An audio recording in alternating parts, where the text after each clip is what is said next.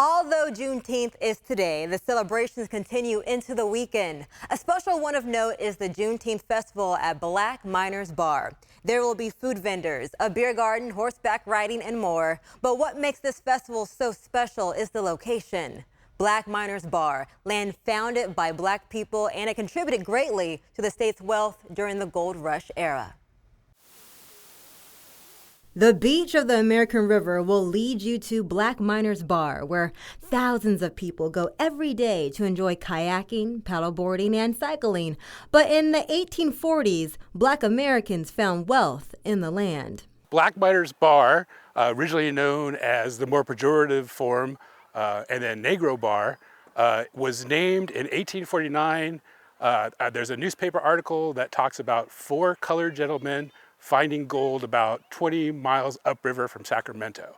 And it became known as N-word Bar, and then was changed to Negro Bar, and now it's Black Miners Bar. In 1849, when Black miners discovered gold there, a battle raged at the California Constitutional Convention over whether California would enter the Union as a free or slave state.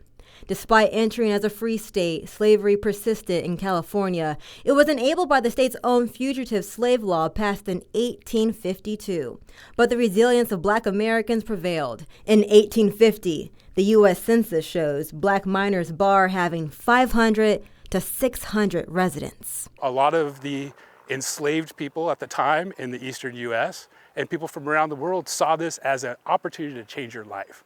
And it's really important. I think that spirit is still alive today in California. Standing on the soil of land once owned by Black people, now a discussion of the future and how to educate the community on the history of the park through celebrating Freedom Day. This year is actually our first Juneteenth festival. And so we are just blowing it up. You know, we're here on the water. We're going to have a band, a concert that will be from 4 to 8. And that is actually Club Nouveau. Grammy award-winning Club Nouveau will be performing.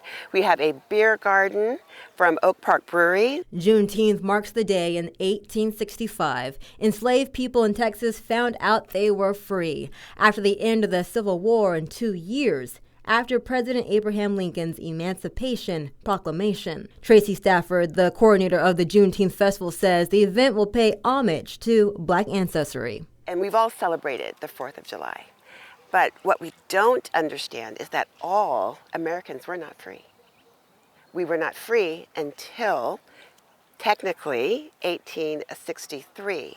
But the last known announcement, the last folks that were enslaved were notified on June 19th of 1865. And that's what we're celebrating. The Juneteenth Festival will be on Saturday from 10 a.m. to 8 p.m. and is free for the entire family.